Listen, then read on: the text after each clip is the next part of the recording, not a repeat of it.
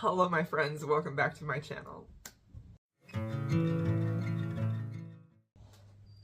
Okay, so today's video is a series review of a fantasy romance series that I just barely finished the last day of January actually, and I fell in love with it so much that I knew I wanted to do a dedicated video just talking about the series because I really feel like this series specifically is something very special and unique, and it's not something that I have seen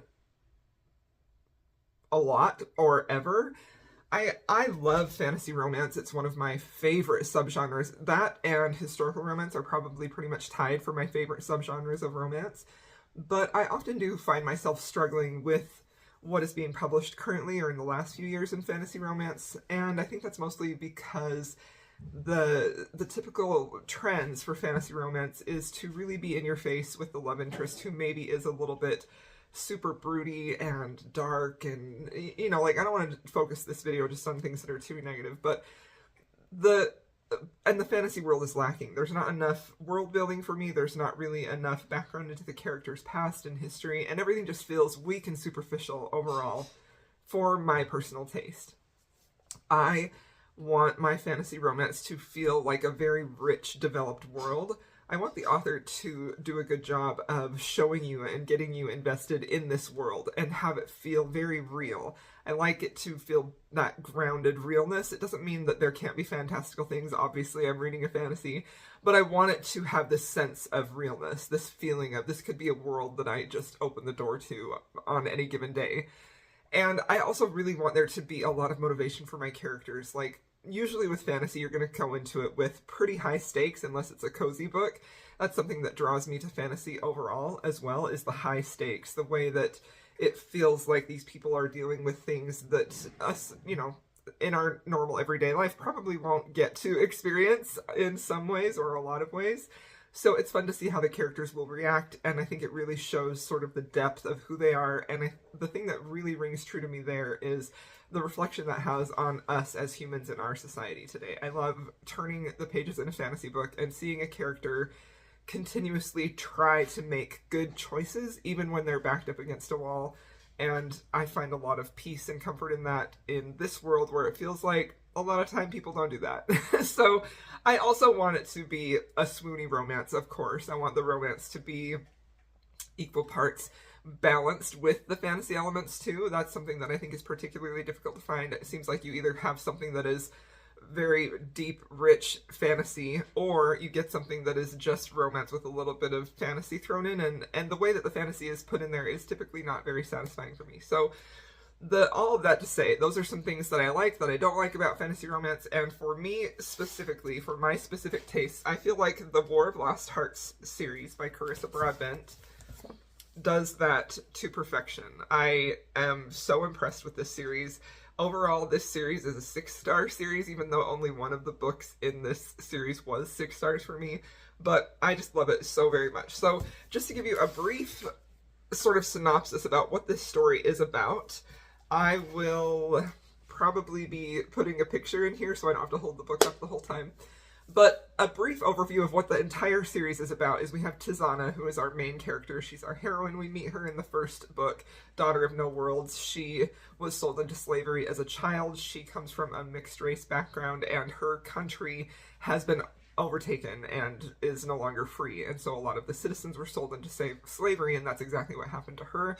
She's been working and saving to try and buy her freedom, and when she finally has enough money saved, she goes to the person who owns her and asks to buy her freedom.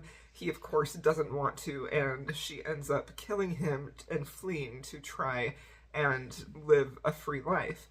Now, when she does that, she ends up leaving her friends behind, who were also slaves, and that is really the catalyst that moves the entire series forward. Because we get to see a little bit into her past life when she was a slave, how she grew up, and the friends that she had there. We don't get a lot, it's just a very little taste to kind of set the stage for what's to come. But that's really the driving motivation Tizana has through the entire series, to free those slaves, to free her country, to free her people, and to bring an end to this, I guess, sort of like a tyrant nation who is in power at the time. And when she flees, she ends up going to try and find a place with the Order, which there are two different classes of magic wielders there. One is like sort of a hidden magic, and the other one is more of a surface level magic. And she has to apprentice and learn how to use this skill because she does have magic. And in order to do that, she gets paired up with Maxentarius Farleone, who is a very powerful magic wielder. He is a fire wielder, and he is a bit disgruntled. He doesn't really want to train her, but he ends up taking her on. There's something about her that compels him, and he takes her on. And a large portion of the first book is their training sequences, where he's trying to teach her how to wield her magic and how to use it, and how to hone it, and how to control it. And he is definitely a little bit grumpy, a little bit surly, a little bit closed off. But the thing that makes him really work for me as a romantic hero in a fantasy romance is that he never goes too far. During the time that he works with Tizana, when they're training and working to develop her magic, I think that you do notice a definite slowing down of the pace at that time, where there's not a ton really of external forces happening. There's not a lot of battles or wars happening. It's a very close-knit sort of bottled type of feel between Max and Tizana, where they're getting to know each other. There is a language barrier there as well, so that's kind of fun and interesting because they struggle to learn to communicate. And we get to see how she starts to control and understand her power, and we also start to see Max sort of fall into he doesn't fall into love right away. It's a very slow building, slow burn type of romance, but it's so beautiful because everything that he learns about her is sort of this like key that unlocks a part of him that he thought had been tucked away or closeted away, that he wasn't sure he would ever feel in his life. He has a very traumatic past, some dark things that happened in his past. He's carrying a lot of guilt, and that's one of the reasons why he is such a closed-off person. So when he starts to work with Tizana, he sees things about her that he admires and that endear her to him. And so gradually we see, he's very reluctantly training her, and then pretty soon he starts to like her. They start to become, this working relationship of mentor and trainee, and then pretty soon they become friends, and then gradually they develop romantic feelings for each other. And I just really particularly loved the development of the relationship. I loved watching it sort of just being peeled back in layers. I also really liked how the stakes were so high in this book, particularly because of what we've learned about Tizana.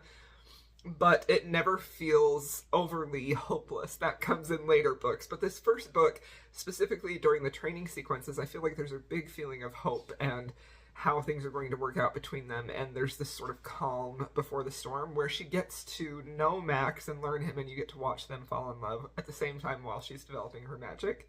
But obviously things can't stay that way pretty soon. The first book is probably the shortest in the series, so pretty soon things of course go sideways, things go badly, and events happen that propel what's going to carry over into the next book. Something that I particularly like about this series, and specifically this book, is that Tizana has a history of sexual assault in her background, sexual abuse, sexual trauma, rape, essentially. And while it is mentioned, while it's noted that this is a part of her past trauma, it's never graphically depicted on the page, and I found that to be very refreshing, and I just really loved and appreciated that. I feel like that is such a common thing that is thrown into pretty much every fantasy book of all time, to just see sexual violence against women on the page.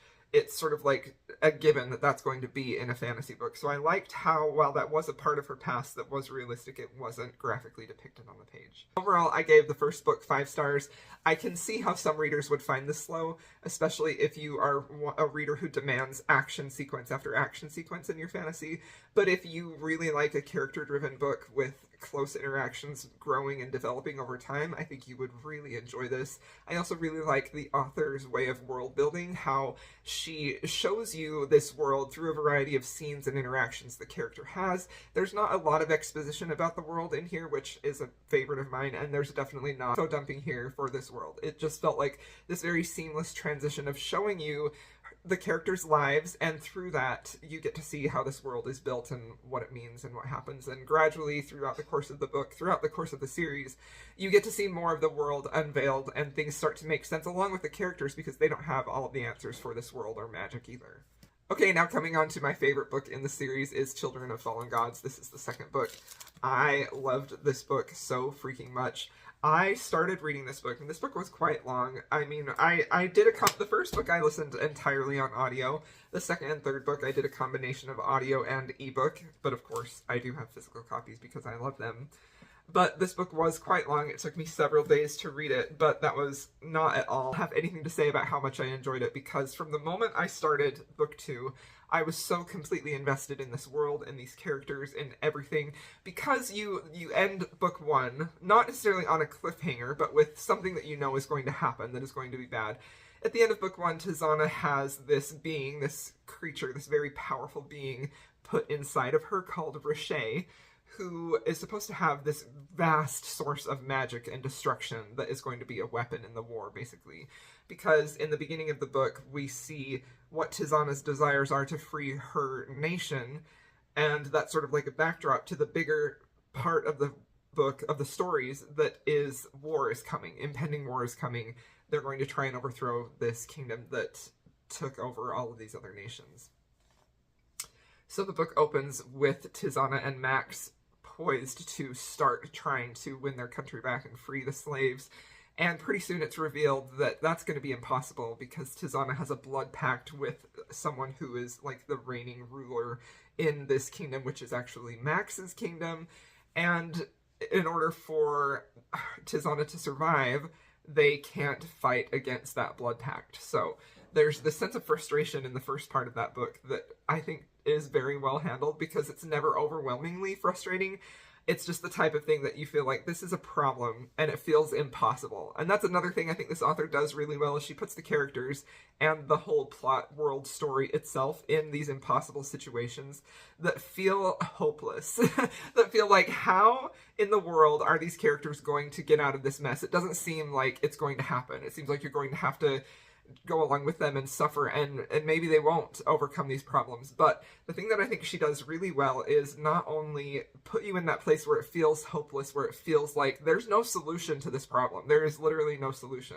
But then she shows you a way that it will be solved. And I think the way that she does that, it never feels like a Hail Mary. It never feels like this magic that you've never heard of before. It feels very real and organic, and it just sort of feels like this is actually a possibility that they figured out, that works and is going to solve their problem. And I love that so much, because one of my pet peeves in any type of book, but especially a fantasy, is when it feels like the trials or the hard times are overcome too easily. Like, there's not enough struggle. Things are just handed to them. There's this like lightning rod that comes down from the sky, and they're like, that's it, that's the ticket. Like, I just hate that so much. And I didn't feel like that was the case at all.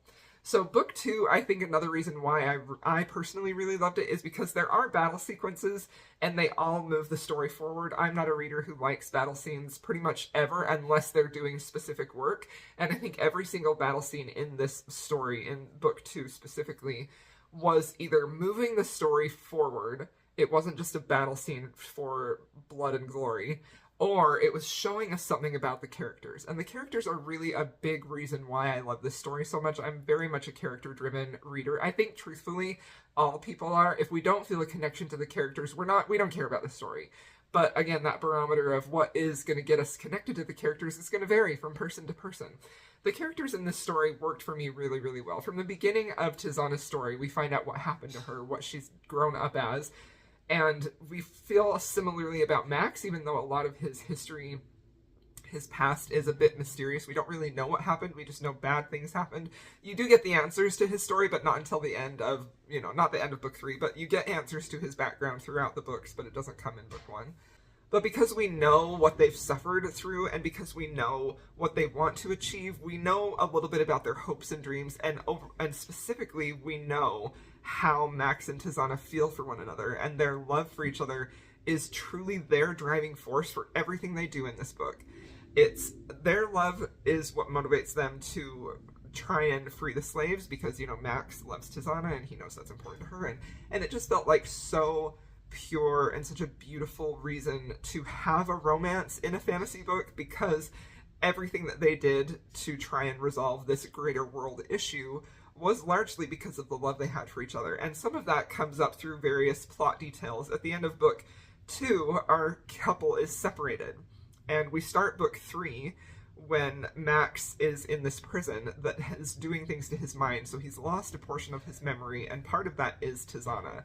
So for a large part of book 3, we see Tizana really struggle and mourn and feel this grief that not only is Max imprisoned, but he can't remember her.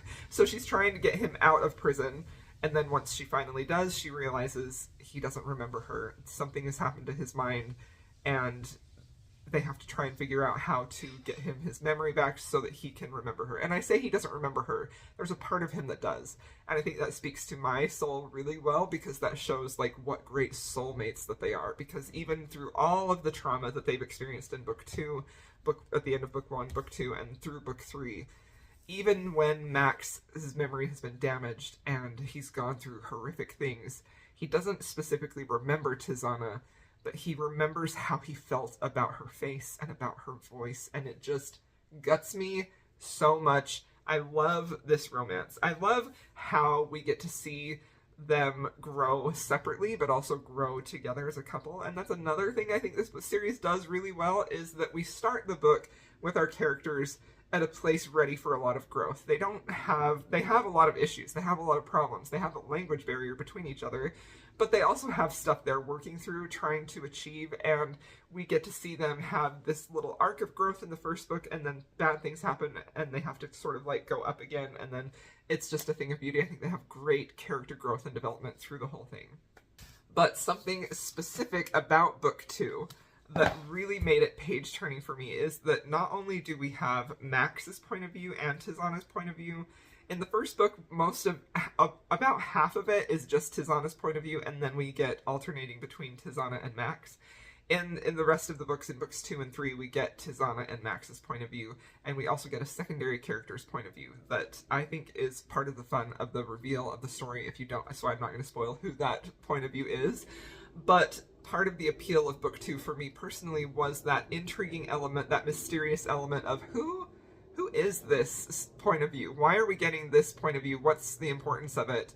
And I found that it was just very, very satisfying and very enlightening. And so in that other point of view, you also have a secondary romance that is happening that is also like a bit heartbreaking and also lovely and tender. So not only do we have our main couple, which is definitely the highlight of the whole book series for me as far as romance goes, but you get a secondary romance in the third point of view in book 2. So moving on to book 3. Book 2, I don't think I said book 2. I gave book 2 6 stars. This is my favorite book in the series. I think specifically because of what she does with the characters, and also because we got to see them in their romance more on page. We don't get a ton of their romance in the first book. It's a very slow burn, and it sort of ends, not abruptly, but it's not, most of that book is Tizana's story, and then the romance happens towards the end.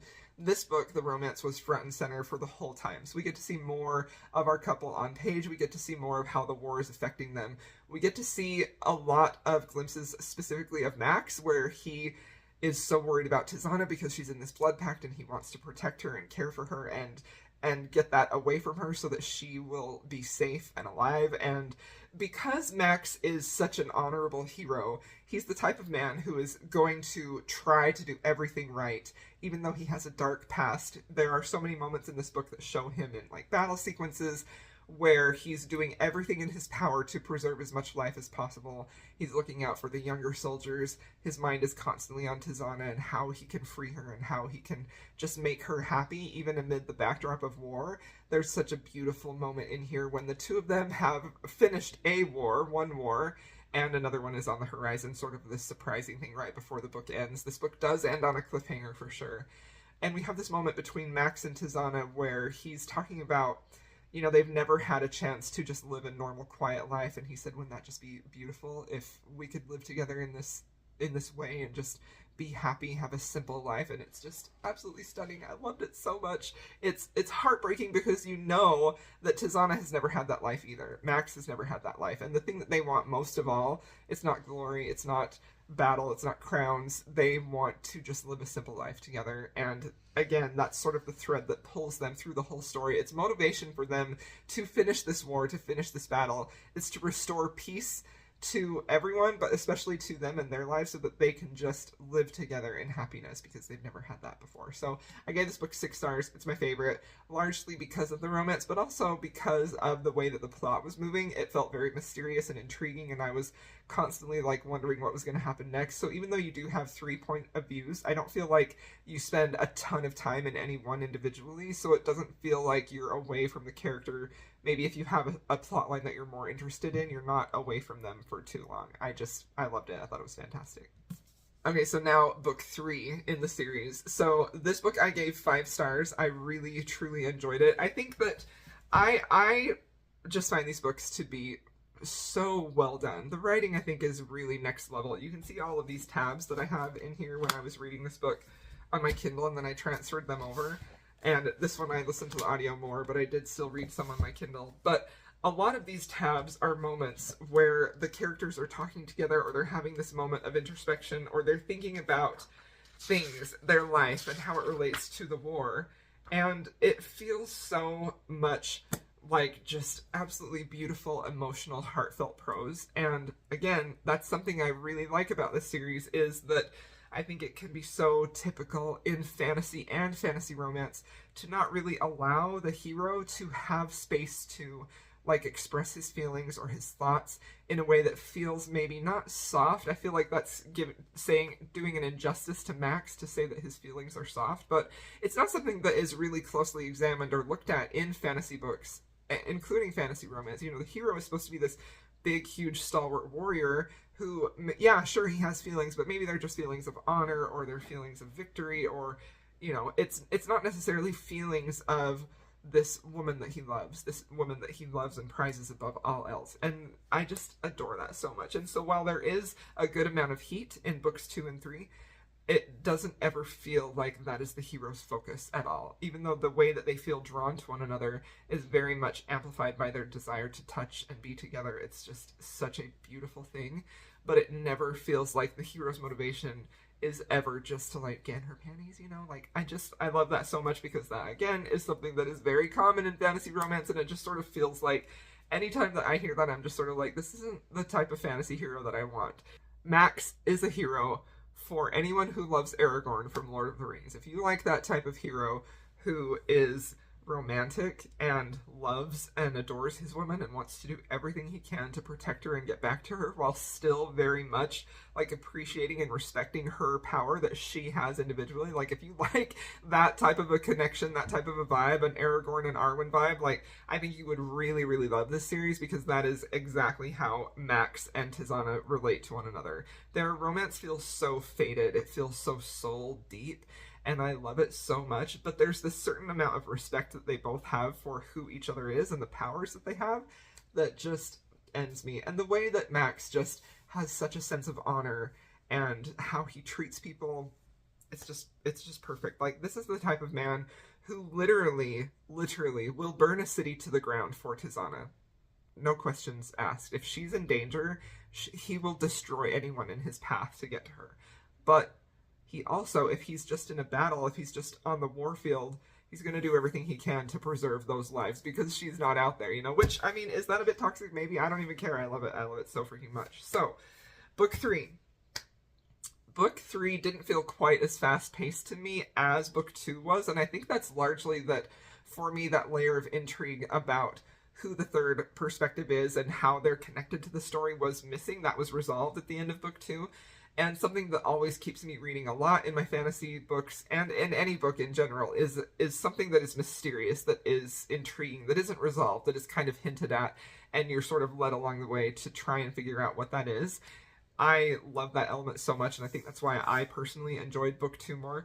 Book 3 has a lot more heartache. I think book 3 is overall the most angsty book, and that's largely because of Max and Tizana being separated. He's in this terrible prison, and his memory is gone when she gets him back. But that doesn't last for the whole book. You do get to see them happy, and their reunion when he remembers her, swoony to the extreme.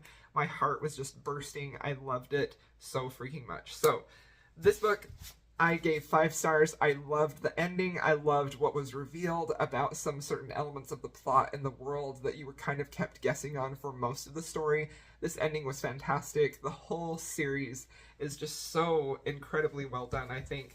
And I love this series not only because it feels more epic in vibes. Like, the feel of this book feels like a rich fantasy world that you're just stepping into. It doesn't feel like an urban fantasy, and I definitely tend to prefer that type of high fantasy world. That's my preference in fantasy reading of all type. But I loved also just how there were moments of slowness, there were moments of high action, high plot, where the pace was just like whipping right along, and then you also had moments of quiet intimacy between the characters. And I just felt like it was a perfect balance for me. And that might not be the case for every reader. If you don't like any type of slowness in your fantasies, then I could see how this might not be the perfect book for you. But for me personally, this series was absolutely perfection. It gave me everything that I wanted in terms of character development, in terms of romance, in terms of world building, in terms of writing. It was just absolutely beautiful and perfectly done, and I'm so sad that it's over, but at the same time, I'm so thrilled that I found a new fantasy romance series to gush over and to, like, reread.